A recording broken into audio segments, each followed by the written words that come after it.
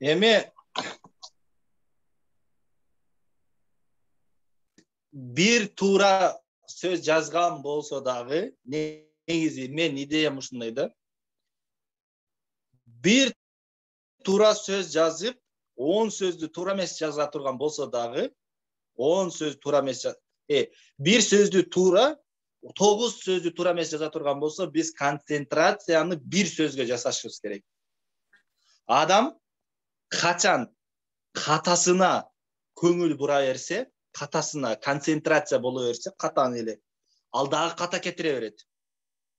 Жашоодо деле ушундай го, машина айдасаңыз деле, ушу чукурга түшүп кетпейин дейсиң, бирок кайра ошол чукурга кайра эле түшүп кете бересиң да. Качан биз өзүбүздүн артыкчылыгыбызга көңүл бура турган болсок, анда биздин эмебиз, каталарыбыз өзүнөн өзү жоюлуп кете берет. Эми карасаңыздар,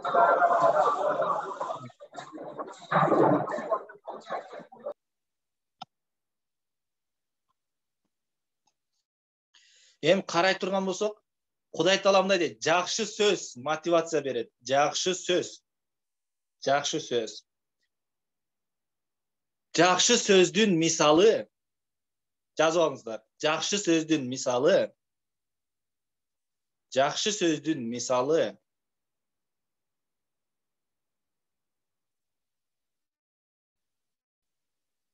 Мүнөт сайын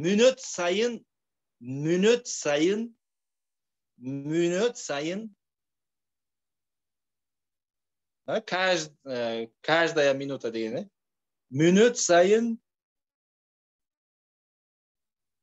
түшүм берген дарак сыяктуу, бак сыяктуу.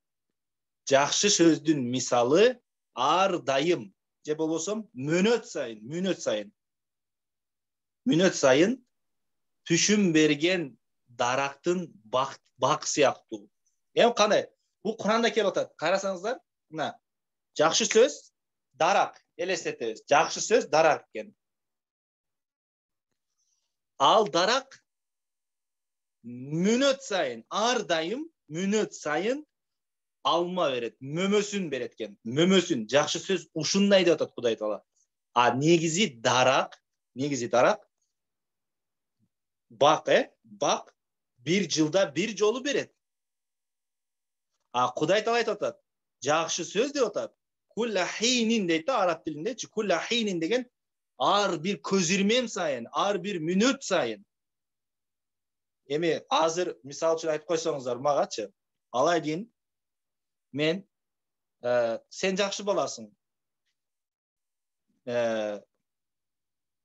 Мен сени жакшы көрөм десеңиздер, буну таштап койдуңуздар, урукту таштап койдуңуздар менин жүрөгүмө.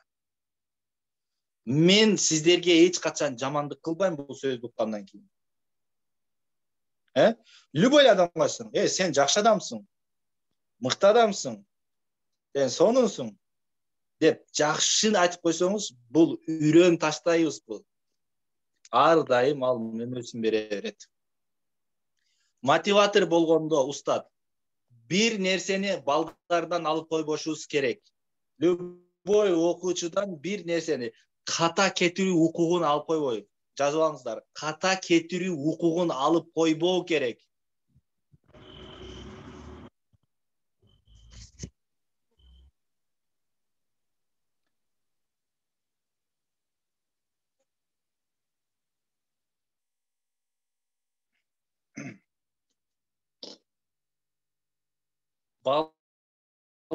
Балдардан ката кетирүү укугун алып койбоо керек. Мисал үчүн, Кудай Таала шарият боюнча карасак, адам 12 жашка толгонго чейин ага күнөө жазбайт, аны жемелебейт. 12 жашка толгонго чейин. Кудай Таала аларга ката кетирүү мүмкүнчүлүгүн берип жатса, эмне үчүн биз ката кетирүү укугун алардан алып коебуз? Ойлонуш керек. Эмне үчүн Кудай Таала аларга, адамга ката кетирүү укугун берип атса, күнөөсүн жазбай аткан болсо, мисал үчүн. Ал кандай күнөө кылса деле, Кудай Тааланын алдында эсептелбейт 12 жашка чейин. 12 жаштан кийин анан кийин кетет. толгондон кийин. Эми эмне үчүн алып коебуз? Муну барго, өзү сен жаш балага бир окумуш айтканда, жаш балага өзүңдү теңегениң бул акмактык. Bala 1 yaşta, 8 yaştasın, 35 yaştasın. Bu bolboy dep başına çababız da.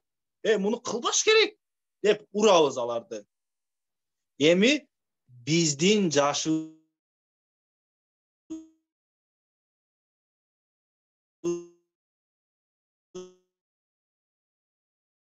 menen, bizdin oputubuz menen alardın oputlarını сабак бергенде эч качан жаңы келген жооп бере албай аткан болсо ачууланып кетем. Неге мындай айтпайсыңбы жакшына деп дагы ичимден ойлоном. Тобо жаман айтып койдум окшойт. Жаман айтып койдум окшойт. Мен эмне болуп атам? Менден кандай ката кетип атат? Көрсө мен аны өзүмдүн деңгээлиме салыштырып жатыптырмын дейм да. Өзүм деңгээлиме салыштырып жатыптырмын деп, анан өзүмдүн катамды түшүнөм да. Ошон үчүн жаңы келген окуучуга эч качан өзүбүздүн эмебизди, жаш эмеге өзүбүздүн тиги опутубузду салыштырбашыбыз керек. Ал балким биздин жашыбызга келсе, бизден өтүп кетет. Бизден мыкты болот. Ошон үчүн өзүбүздү ага жаш балдарга салыштырбашыбыз керек. Эми дагы мотивация бергенде дагы бир шарты мындай эме болуш керек. Мээримдүү болуш керек. Мээримдүү, мээрим, мындай жакшы көрүү, назар болуш керек да, назар. Да, устаттын назары түшүш керек окуучуга. Өзү негизи устат болуу жеңил эмес го. Аябай көп талап коюп салдык го. Кээде өзүм деле ойлоп калам, ушундай шарттарды коюп алып, мындай устат каяктан табылат экен депчи. Сиздер деле ойлоп аткан болсоңуздар керек, мындай каяктан табылат экен деп.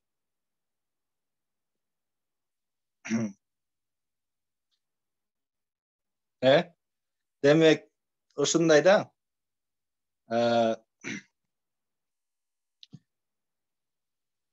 Эмне дедим, мен оюм качып кетти. Мээримдүү болуш керек дедик, мээримдүү болуш керек дедим. Мээримдүү болуш керек дегенибиз, мисалы үчүн пайгамбарыбызга айтып атат, мурда мен бир сабагымда айтканда, эгерде сен катуу жүрөк болгонуңда, алар сенин жаныңда калмак эмес деген да, мусулмандар айткан. Эгерде сен катуу жүрөк болгонуңда, алар сенин жаныңда калмак эмес.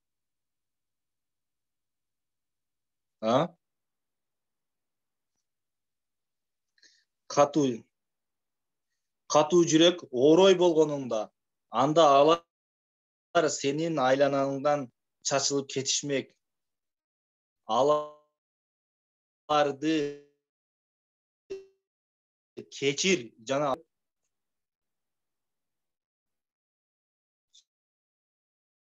сөзсүз ауыр энергия келип туруш керек да сенденчи. Ушул биздин бир агайыбыз бар эле, биздин устатыбыз бар.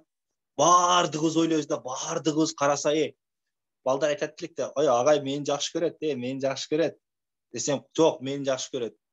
Жок, мени жакшы көрөт деп, ошентип бардыгыбыз ойлойт элек да, бири мени жакшы көрөт депчи. Ушундай мамиле болуш керек да. Жада калса, анан кээ бирөөлөрдүн эмесине чейин, мындай үй бүлөлүк маселесине да чечкенге чейин устаттар бар да, эмелерин чечип берип турган. Дең бар, тегиң барбы деп сурап турган. Кана биз дагы ошондой мугалим болсок да, ошондой мугалим болсо, эмне проблема деп, мындай. Негизи ошондой болуш керек. Мен жеке мен өзүм ошондой устат болгум келет да. Муну койгонмун, ушундай талаптарды койгонмун. Бирок кээде өзүм ойлойм, мен бирок ушундай устат болушум керек. Азыр болбосом дагы, бирок күн сайын аракет кылам. Өзүмдү ушул өзүм койгон талаптарга коюп тарбиялашым керек деп ар дайым аракет кылам. Анда эмсе сиздер менен биздин дагы устатка койгон талаптарыбыз бар. Ошентип сабагыбызды кызык жерине алып келип, кийинки сериясы башталат деп өчүрөбүз дебеймби? Эгерде сиздерде кандайдыр бир суроолор болсо, берсеңиздер болот. Жакшы суроолор болсо, балким китеп белек кылабыз. Жакшы суроо бергендерге китеп белек кылабыз.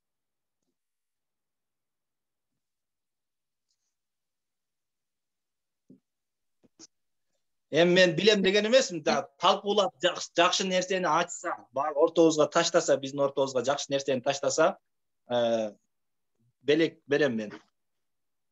Мен суроо берсем болобу? Атыңызды чечмелеп бересизби?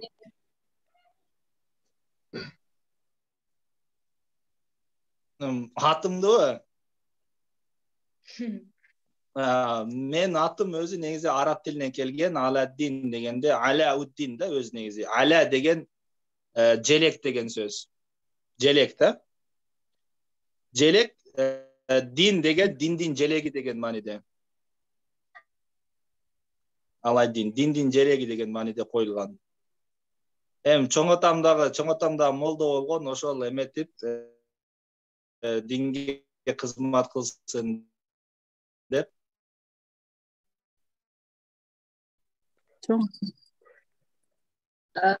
Мотивация боюнча сурайын дегем, мотивациянын түрлөрү боюнча ички жана сырткы түрлөрү бар го. Ошо боюнча бир аз маалымат берип кетсеңиз жакшы болот.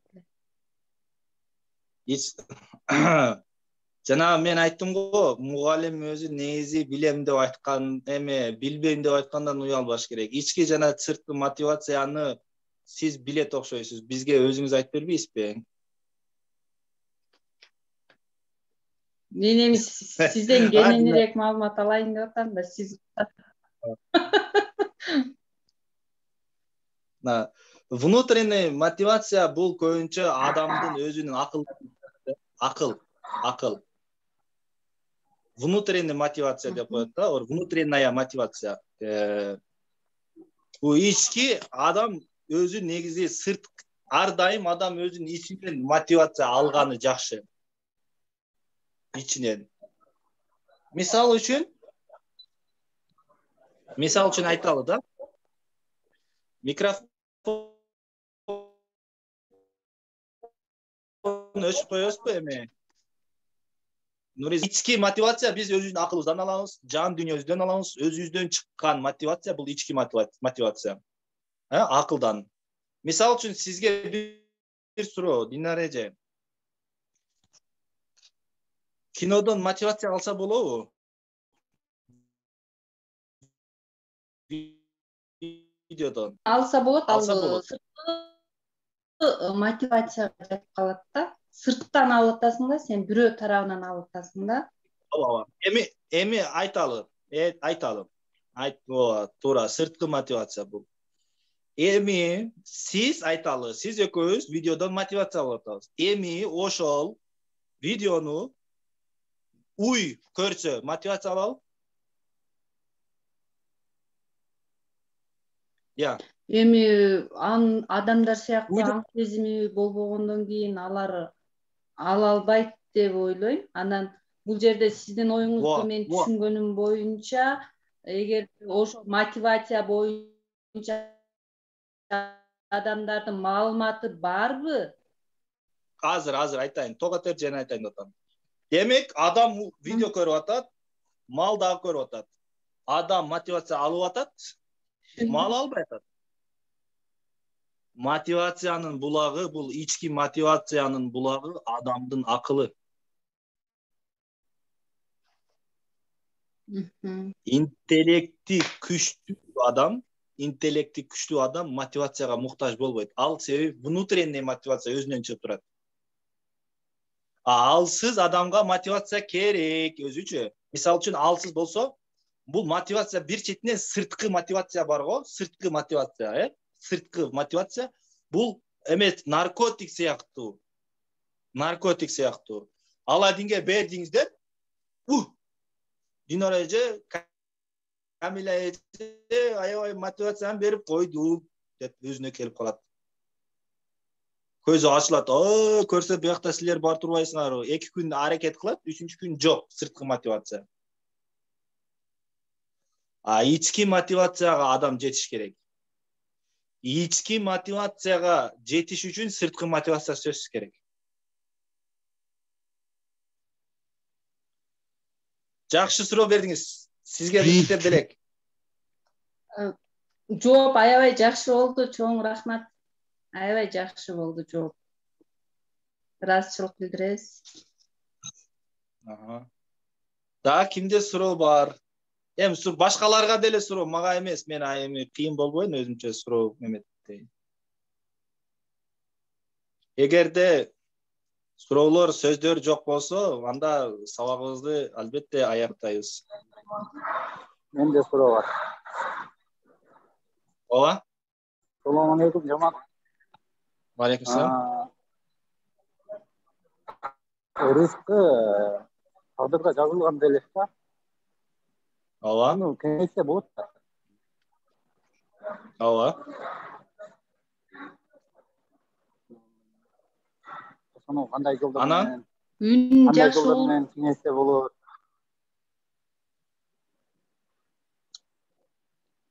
Рызкыны кантип кеңейтсе болот дейсиз, э?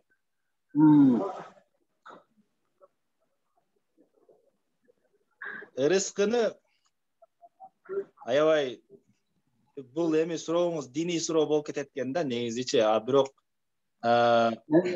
рызкыны сөзсүз рызкы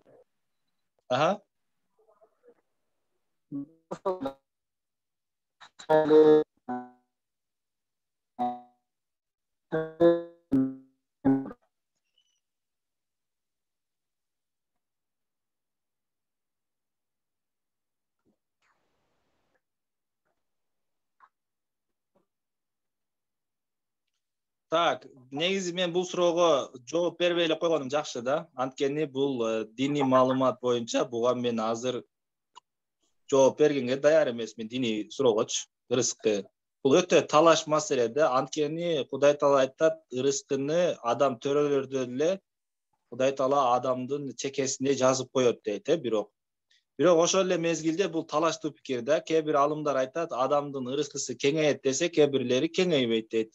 Кудай Таала жаралгандай эле кандай жазып койгон болсо, ошол бойдон калат. Кээ бирлери айтат, эгерде адам аракет кыла турган болсо, сөзсүз рызкысыны кеңейтет дейт. Рызкысы. Рызкысыны кеңейтет. Рызкыны кеңейтүүнүн мына өзүм ушинтип эле эметем десең, билбейм десең, Кудай Таала дагы өзү эметип жардам берет да. Билгендерим келип калды. Рызкыны өзү негизи бөлүшүү кеңейтет. Рызкыны бөлүшүү кеңейтет. Эми ислам дини менен алып кая турган болсок, рызкыны эгерде бөлүшө турган болсок, анда Кудай Таала биздин рызкыбызды дагы кеңейтет да. Бир Муса пайгамбардын доорунда бир киши Муса пайгамбарга айттыр. Муса дептир. Сен Кудайыңа эметтип, Кудайың менен жолуккан барганда мага суранчы, мага байлык берсин дептир. Муса пайгамбар кайтып келип айттыр, Кудай Таала хорошо, сага байлык берем деп айтты. Болгону 30 жыл байлык берем. 30 жыл байлык берем. Ошону же өмүрүнүн башында алсын, же өмүрүнүн аягында алсын деп айтат. Анда хорошо дейт дагы, жана жигит ойлонуп көрүп, эми өмүрүмдүн аягына жетемби, жетпеймби, өмүрүмдүн башында эле 30 жылда бай болоюн дейт. Анан ошентип, анда Муса пайгамбар айтат, макул, анда сен Кудай Таалага айтам, анда сага 30 жыл өмүрүңдүн башынан сага байлык берсин дейт. жанагы бала сода менен алектенет. 30 жыл өткөндөн кийин кедей болот деди да кайра 30 жыл эле байлык берет деди. Жанагы кедей болбойт экен да. Муса пайгамбар таң калат.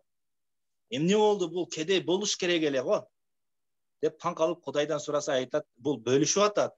Бай болгондон сайын улам бай болуп кете берет да. Кудай, буну айттың эле го, бул 30 жыл эле байлык берем дедиң эле. Эмне үчүн бул кайра кедей болбой атат десе, менин пендем болуп туруп, бул бирөөлөр менен бөлүшүп атат. Бул бирөөлөргө берсе, мен буга кантип бербей коеюн дейт да. Ошон үчүн бөлүшкөн сайын Кудай Таала көбөйтүп бере берет экен да. Любой нерсени, илимди дагы көбөйт. Мен мисалы үчүн мен кээ бирөөлөрдү айтпайм, мен аларга сабак берип атам, окумуш неметти, окуучуларым деп айтпайм. Жок, тескерисинче кээ бирлерин айтам. Окуучулардан көбүнчө эмне мен сабак алам. Жана айтат го, бизде айтып коет да, устаны уста кылган эмет дейт, күрөкчү дейт да. Жанагы лаял белчи деп коет го. Устатты устат кылган шакирт дейт. Ушундай. Демек, ырыскыны ошол бөлүшүү эметет. Бөлүшүү көбөйтөт. Бир эмеси, анан көп эмелери бар. Так. Дагы кимде кандай суроосу бар, же эмеси бар? Сунушу барбы?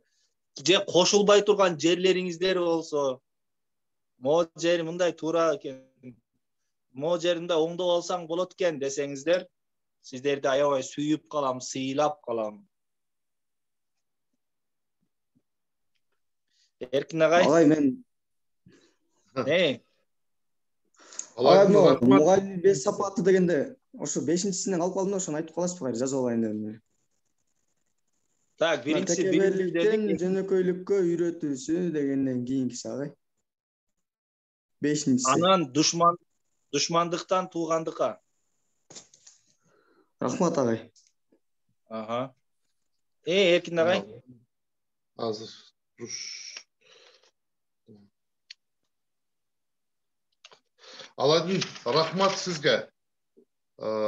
Эч кандай бизде баягындай кемчилдик же сунуш жок. Бардыгы биздин турмушубузга шайкеш келет. Үй бүлөбүз менен отуруп эле көрүп атабыз бардыгыбыз.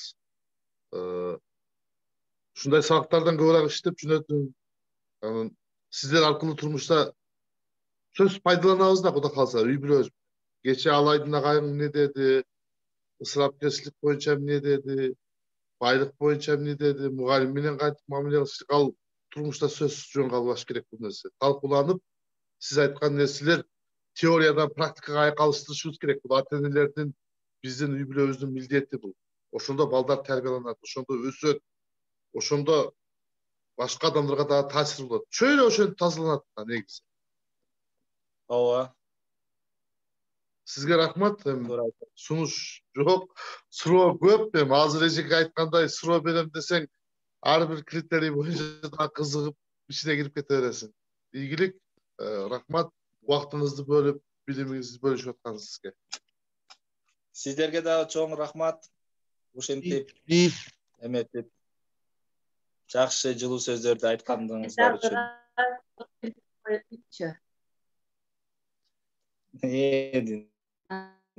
Ушу жалпы атынан, жалпы тренингдин катышуучуларынын атынан терең ыраазычылык билдиребиз. Ушу кыргыз элинде сиздердей илимди билүү жаштардын бар экендиги абдан кубандырат. Биз эми устат жаш боло берет, биз наоборот, мен бир жерден окуганым бар, устат өзүңдөн жашыраагын тандасаң, анда сен жаңылышпайсың деген жеринде окуганмын. Анан чоң рахмат. Бүгүн ушу мугалим тууралуу аябай сонун тема козголду. Негизи мугалим бул кумдун күзгүсү деп коет.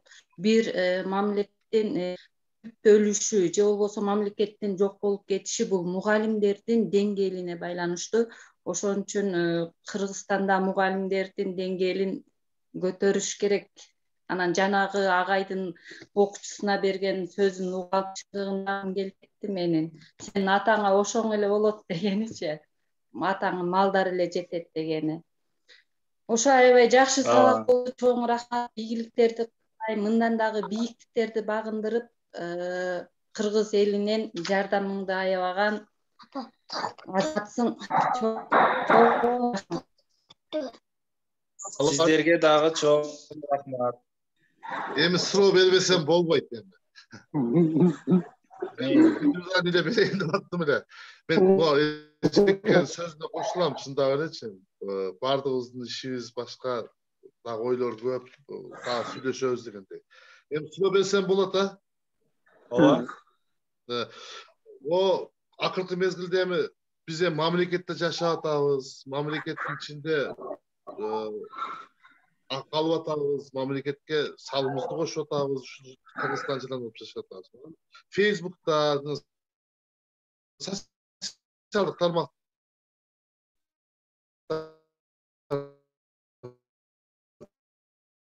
десе, карапайым элдер ар түрдүү сөздөр айтып кеткен. Анан биз мамлекет болуп жашасак, анан бардыгыбыз бирибизди сыйлашыбыз керек. Кечеги спортсмендердин бир эле жакшы сөзү канча элге дух берип. Мен суроом мынандай. Сизге түшүнүктүү болсун деп көрөк сүйлөп койдум. Şu трайбализм боюнча жакшы бир мындай хикаялардан кылып видео кылып бериңчи. Бөлсө, адамды кем болсо, бардыгыбыздын көз карашыбыз бирдей болсо, ушундай нерселерди иштеп чыгыш керек болот. Дегенде кээ бир нерселер мындай обидно болуп калат экен. Бизде өтө күчтүү да мындай нерселерчи, мындай. Бирөө тууган дегендей. Ооба. Ушуга бир Ооба.